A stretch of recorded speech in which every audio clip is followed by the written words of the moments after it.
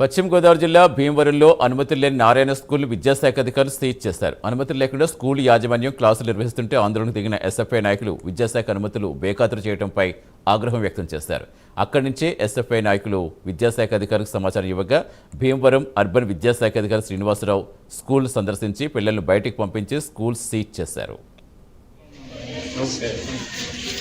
మా ఎడ్జెస్ బాగుండాలి, ఖచ్చితంగా మధ్యలో ఉన్నప్పుడు చేయాలి.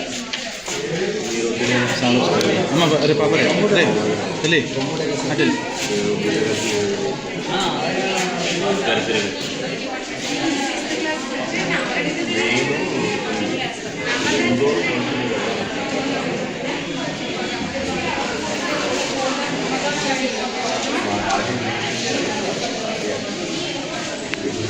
నారాయణ స్కూల్ ఏదైతే గునుపూడి గుడి దగ్గర కొత్తగా కట్టారో ఆ స్కూల్కి మళ్ళీ క్లాసులు రన్ చేస్తున్నారనే విషయం తెలుసుకుని వెళ్ళడం జరిగింది. ఆల్రెడీ ఈ స్కూల్ని గత శుక్రవారం గౌరవ భీమవరం డివైఓ గారు విజిట్ చేశారు.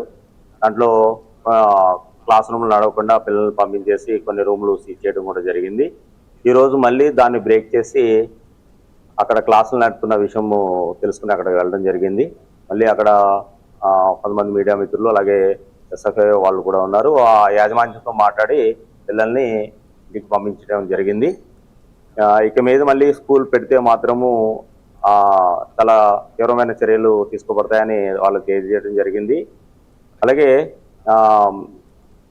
పూర్తి అనుమతులు వచ్చిన తర్వాత మాత్రమే స్కూల్ని రీఓపెన్ చేయమని యాజమాన్యాన్ని హెచ్చరించడం కూడా జరిగింది.